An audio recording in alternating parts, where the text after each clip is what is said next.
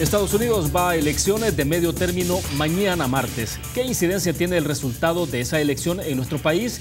¿Y cómo debe El Salvador trabajar o diseñar su relación futura con el gobierno norteamericano? La respuesta a esa y otras preguntas aquí en 8 en punto. Buenas noches, bienvenidos a 8 en punto. Gracias por acompañarnos. Nuestro tema central, como usted ya vio, las elecciones de medio término en Estados Unidos y la incidencia en El Salvador. Queremos agradecer que está con nosotros en nuestros estudios acá en 8 en punto, en Canal 33, Juan José García, ex viceministro de Atención a los Hermanos en el Exterior.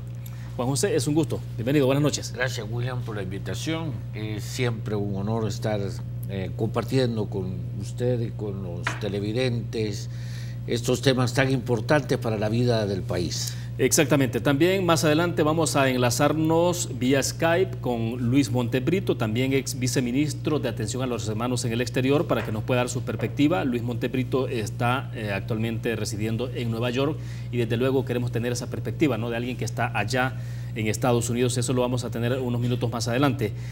Quiero mostrarles a ustedes, antes de comenzar la entrevista, justamente lo que nos pone en perspectiva, y es un poco cómo se plantea el tema de la preferencia electoral en Estados Unidos en este momento. Univision ha hecho, por ejemplo, algún cruce de encuestas donde hay algunas láminas que se las podemos mostrar, ahí la tiene usted. Ese es el tema de cómo están las encuestas global, la preferencia global, cómo se está planteando en el electorado, por lo menos del acuerdo al cruce de encuestas. Los demócratas tendrían el 49.7% de la votación, los republicanos el 42.4%, hay una diferencia de 7,2 en promedio, es favorable a los demócratas. Pero si usted observa más adelante a renglón seguido, por ejemplo, cómo está la votación en el caso del Senado, es usted lo que tiene. La línea inferior indica, por ejemplo, en el caso de los demócratas, 49 actualmente y 51 los republicanos. Es el dato actual. ¿Qué puede ocurrir mañana? Es que se refleje, por ejemplo, esa tendencia, que los demócratas alcancen 44 espacios y los republicanos 50. Esto estamos hablando a nivel del Senado. Si nos vamos a ver cómo quedaría en la Cámara de Representantes, interesante. Estas son una gráfica de mapa de cómo está cada uno de los estados en Estados Unidos y cómo se inclina la votación, pero vamos a pasar a la siguiente. Ahí está, justamente la de representantes. De acuerdo a esta cruce de variables, actualmente la Cámara está distribuida de la siguiente forma. 192 son los demócratas, hay 5 de los asientos que son vacantes y 238 en el caso de los republicanos. ¿Cómo queda la perspectiva? Demócratas 205 y republicanos 199. Ese es el dato puntual. Está también la de gobernadores, ¿no? Quizás este es un poco menos relevante, más de interés quizás para los norteamericanos, desde luego, pero de cómo lo vemos nosotros desde el exterior sería Cámara de Representantes del Senado. Ahí tiene gobernadores, los demócratas podrían obtener 19 espacios de gobernaciones y los republicanos 23. Pues bien, esa es la perspectiva, importante colocarla en esa dimensión. Juan José, a ver, un poco conocer la primera impresión suya en torno a cómo se está planteando esta elección, porque estamos hablando de elección para senadores, congresistas y gobernadores. Bueno, tres cosas que para poner en contexto esta elección. Siempre las elecciones de medio término representan dijéramos, un elemento importante para a la aprobación del presidente. Cuánto de la legitimidad del presidente se está jugando precisamente en estas elecciones. Acordémonos que también en esta elección se está renovando toda la Cámara de Representantes, toda la Cámara Baja, y se está renovando una tercera parte del Senado, de la Cámara Alta. Claro. Entonces, por eso en este sentido es importante. El otro elemento de contexto que puede explicar lo que está ocurriendo actualmente es la salud positiva de la economía de Estados Unidos.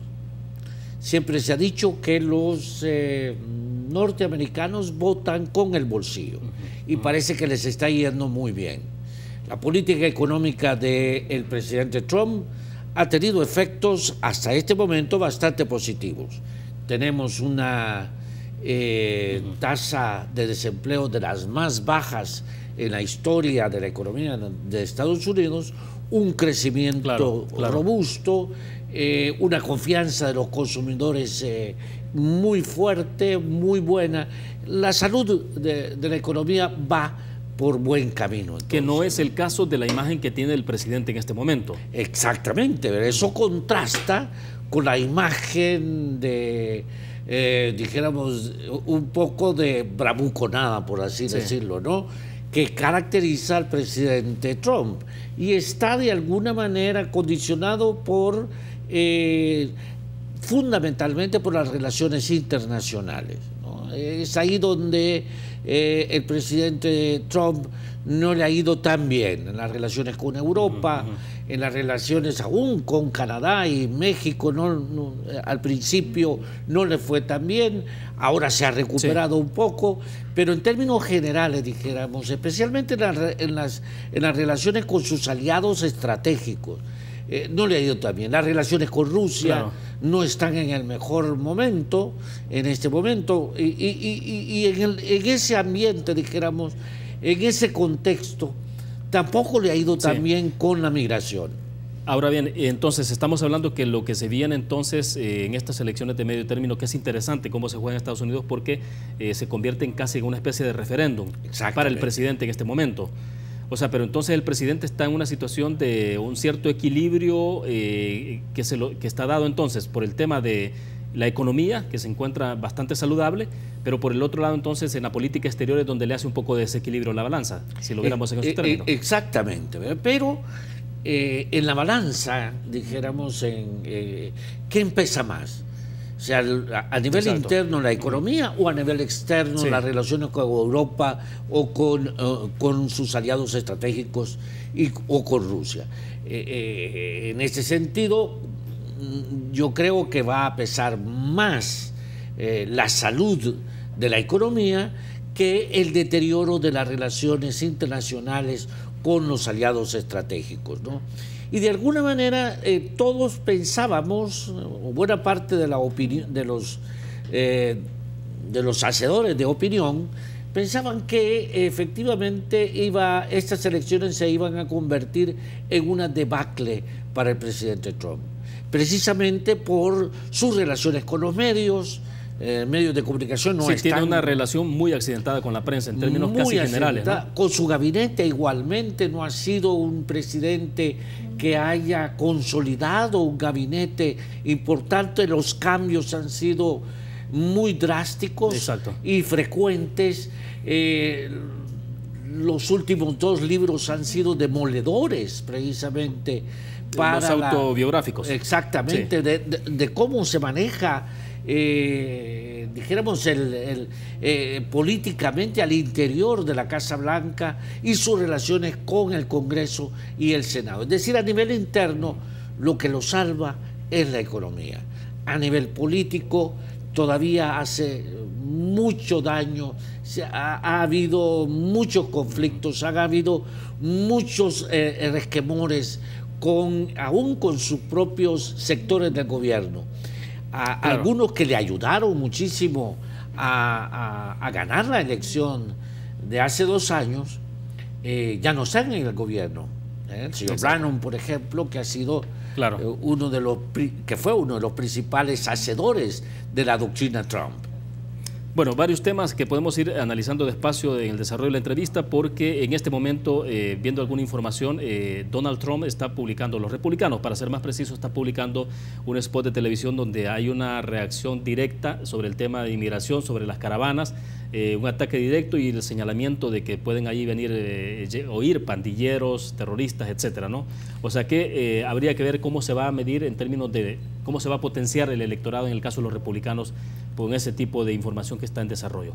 Pues bien, hablaremos de esto, vamos a ir a una pequeña pausa. Cuando regresemos, ahora sí tendremos un enlace vía Skype con Luis Montebrito, ex viceministro de Atención a los Hermanos en el Exterior, que él está radicado en Nueva York. Vamos a una pausa, volvemos.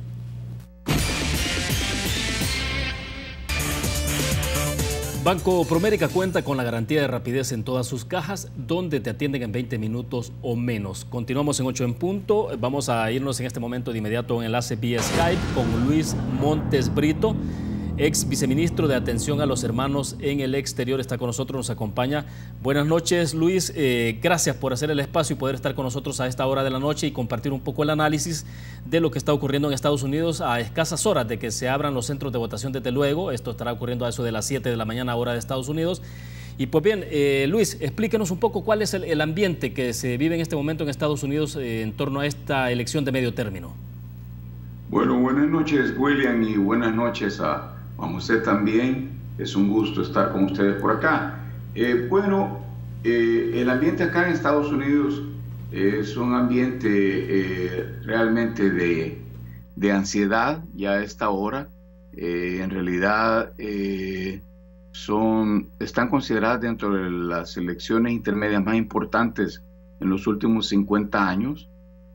Básicamente también están siendo consideradas como un referéndum para el presidente Trump, quien él mismo lo ha expuesto de esta manera. Y las encuestas pues pronostican resultados muy apretados en diferentes estados. Claro. Pero sí, definitivamente en lo que es la Casa de Representantes o la Cámara Baja, se dice en las encuestas que los demócratas tienen un 85% de probabilidades de ganar la mayoría. En este momento los demócratas tienen 195 representantes, en realidad son 194 más uno independiente que vota demócrata, pues para obtener la mayoría, ¿verdad?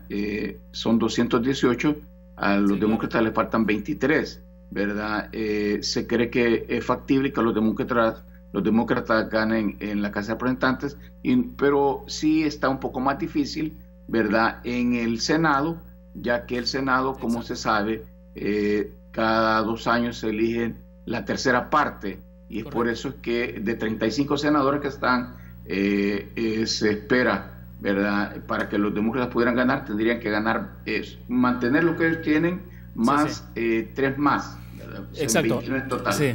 Luis, a ver si nos explica, con Juan José hablábamos en el corte comercial un poco de cómo hemos visto la participación republicanos-demócratas ya en el terreno estrictamente electoral, y hablando estrictamente electoral, ¿no?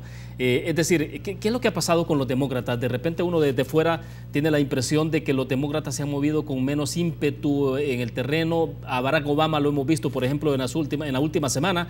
¿Qué es lo que ha pasado? ¿Es que acaso el hecho de que Donald Trump ha logrado sostener una economía, mantenerla a flote y además el tema del empleo, bajarlo en los históricos más importantes de los últimos años, es lo que ha puesto contra las cuerdas a los demócratas, o hay otros motivos?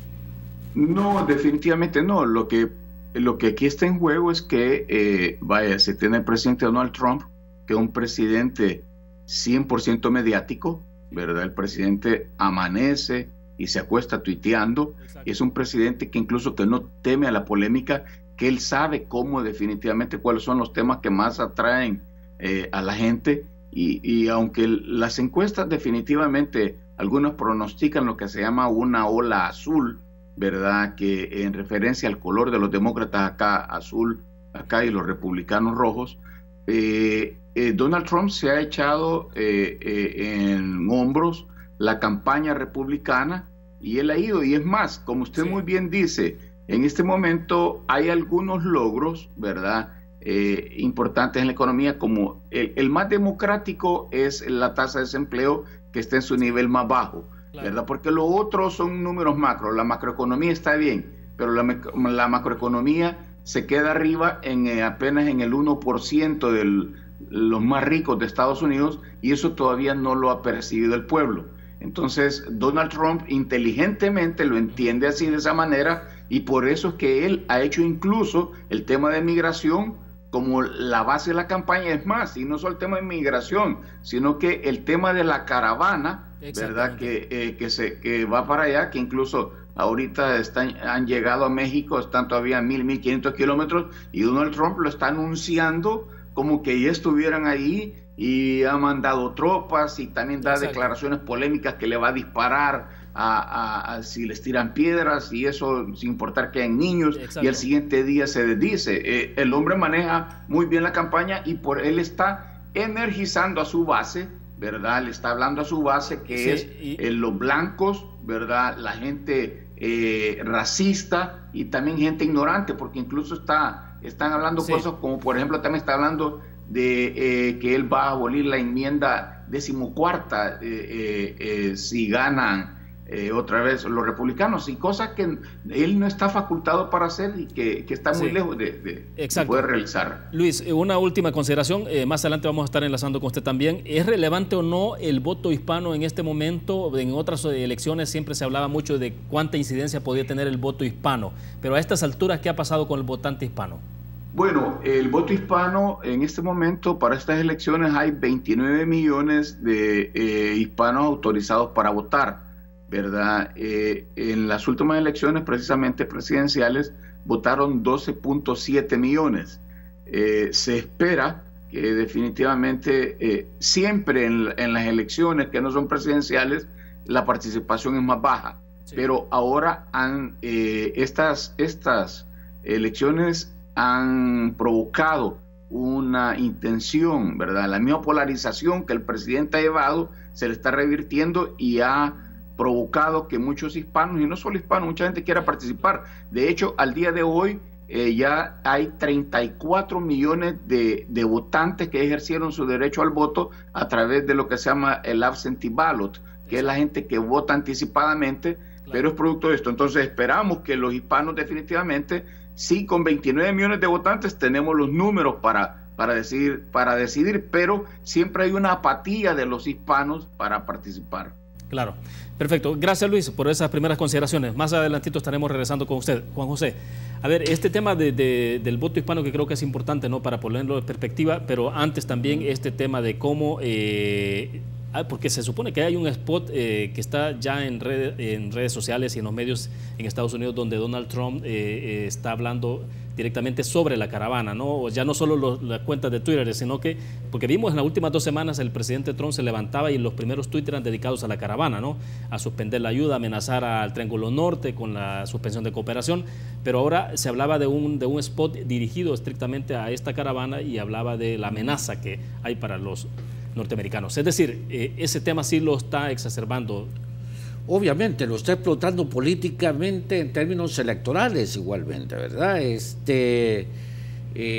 Manejando una imagen de los migrantes y particularmente de la caravana como una invasión hacia Estados Unidos y una amenaza flagrante a la seguridad nacional.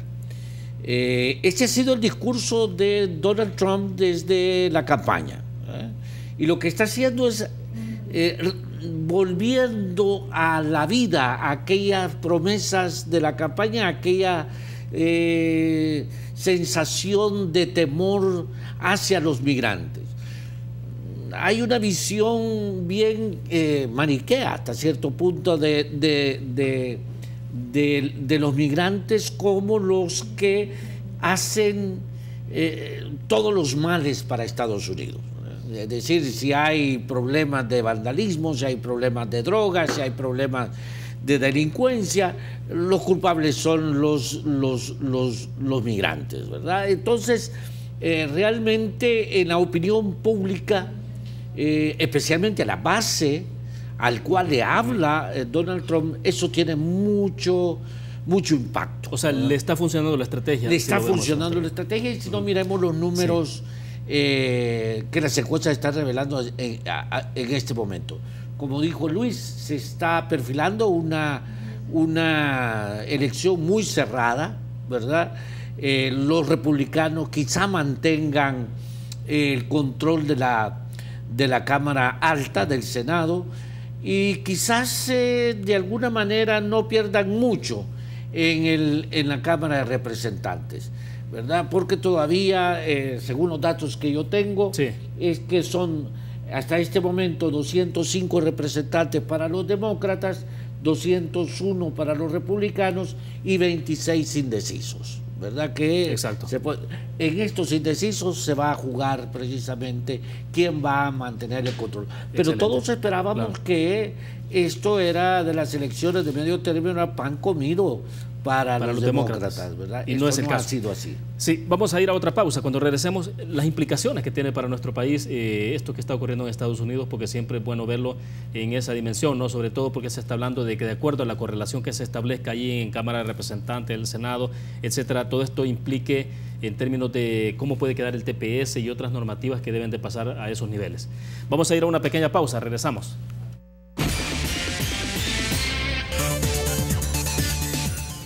Y a esta hora de la noche vamos a hacer otro enlace nuevamente vía Skype con Luis Montebrito, viceministro de Atención a los Hermanos en el Exterior, ex viceministro, y está radicado, decíamos, en Nueva York. Luis, a ver, si colocamos este tema entonces ya en perspectiva de este resultado, más allá de cómo se define, si termina casi un empate virtual, digamos, después de esta elección, o en Cámara de Representantes del Senado, ¿cómo se perfila esto? ¿Qué implicaciones tiene para nuestros compatriotas o para todo el tema de cómo se ve el tema de inmigración en Estados Unidos? Bueno, hay que decir que si los demócratas incluso logran la mayoría en la Casa de Representantes, definitivamente la dinámica va a cambiar para la actual administración. Incluso se van a ver temas más comprometidos a ser discutidos, a ser dialogados, porque con la mayoría en la Casa de Representantes los demócratas van a dominar cierta parte del presupuesto, y con eso obligan al presidente incluso a lo que tenga que ver con envío de tropas, el caso de Siria y otras partes donde los demócratas van a tener pues ahí ya incidencia. En este momento son ignorados por el presidente porque los republicanos mandan en las dos cámaras. Luego también eso pasa por la ayuda también exterior, y por supuesto también por el tema de la reforma migratoria.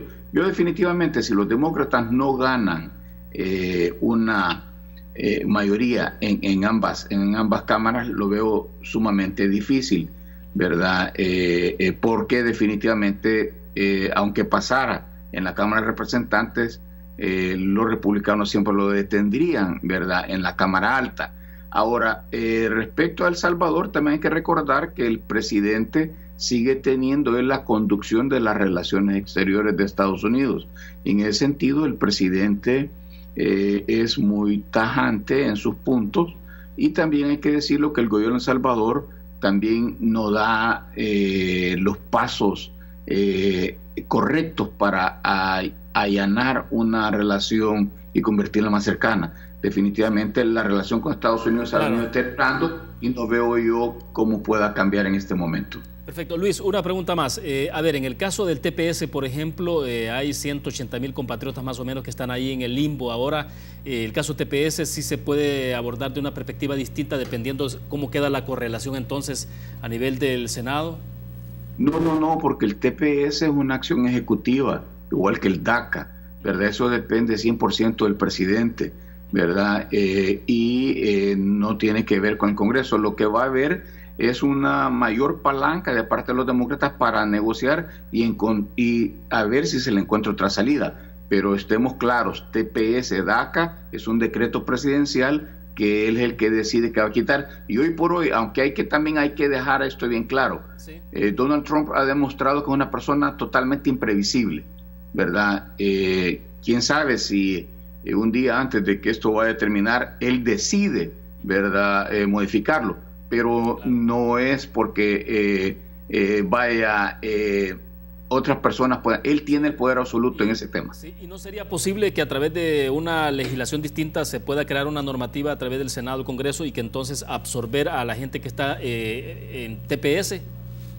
Sí, bueno, es que la otra salida es una reforma migratoria, ¿verdad? Entonces, en lo que ahí sí se puede hacer es una negociación para ciertos temas que le interesan al presidente, obligarlo a negociar, porque en realidad la gente de TPS no es una carga para los Estados Unidos, al contrario, es parte de la economía, pero el presidente lo ha tomado como bandera para satisfacer a su base.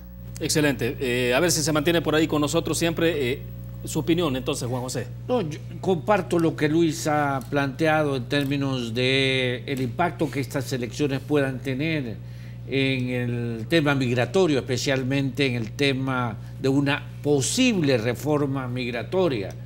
Si las tendencias de las encuestas se mantienen y hay una ligera ventaja de los demócratas en la Cámara de Representantes, pero los republicanos mantienen esta ligera mayoría en el Senado, va a entrampar cualquier iniciativa de ley que tienda hacia reformar la legislación migratoria en este momento.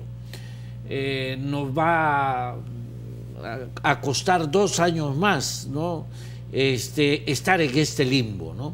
En donde cualquier tipo de legislación que tienda a mejorar el estatus migratorio de nuestros compatriotas, de los centroamericanos y de los millones de mexicanos que viven de manera indocumentada en Estados Unidos, van a verse entrampadas en realidad. El TPS, como también lo dijo muy bien Luis, pues depende fundamentalmente de una orden ejecutiva del presidente Trump. Ahora bien, entonces en términos de política exterior, prácticamente esto se puede mantener invariable, dependiendo al margen del resultado del día de mañana. Así es, ¿verdad? Acordémonos cuando estaba todavía el presidente Obama, con toda la buena voluntad del presidente de hacer cambiar las leyes migratorias, flexibilizar la legislación sobre la migración en Estados Unidos, y se topó siempre con esta barrera en el Congreso. En algún momento los demócratas tuvieron una ligera mayoría en la Cámara de Representantes, pero en el Senado no pasó ninguna legislación, ¿verdad? Ni los Dreamers, ni una reforma migratoria mucho más flexible pasaron la barrera del Congreso. Si estos tendencias, como digo, si estos números que las encuestas están señalando en este momento se mantienen, vamos a tener otros 2 años de impasse en cualquier tipo de reforma migratoria. Interesante, ¿no? Y elección presidencial en 2020 en Estados Unidos. Elección presidencial. Muy probablemente se reelija el presidente actual, ¿verdad? Y seguir un poco con la tendencia que ha ocurrido ya en el pasado, ¿no? Que hacen casi 2 periodos cada uno de los partidos. Exactamente. De acuerdo, nos quedamos en el punto, hacemos una pequeña pausa, regresamos.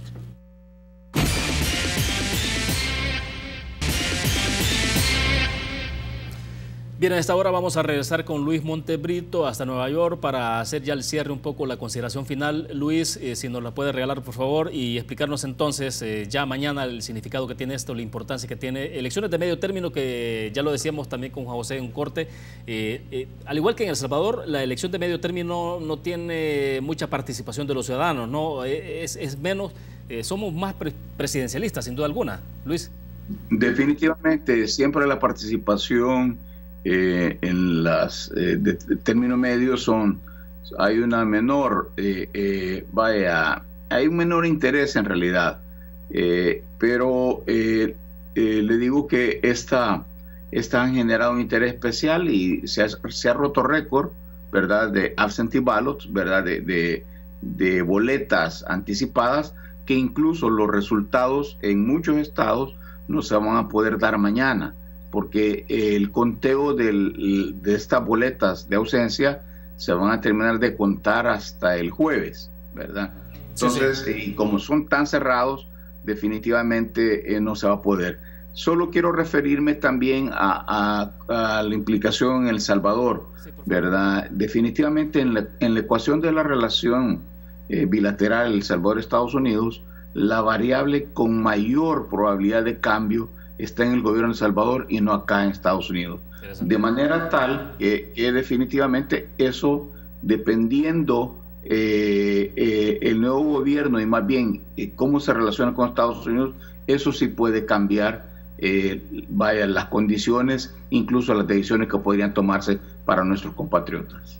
Excelente. Luis, muy agradecido por hacer su espacio en su agenda y atendernos acá en este contacto de 8 en punto. Muy gentil, buenas noches. Buenas noches, que tome con usted, buenas noches. Buenas noches, Luis. Bueno, perfecto, hasta luego. Vamos a tratar de conectarnos en otra oportunidad también con Luis Montes para que pueda dar una valoración importante, ¿no? La experiencia de ustedes, de ambos, ¿no? Que coinciden que fueron viceministros de atención a los hermanos en el exterior. Juan José, entonces para ir concluyendo un poco, a ver, el cambio de esencia en todo lo que pueda ocurrir, no parece que sea la posibilidad en esta vez, porque las encuestas dan un resultado bastante cerrado, ¿no?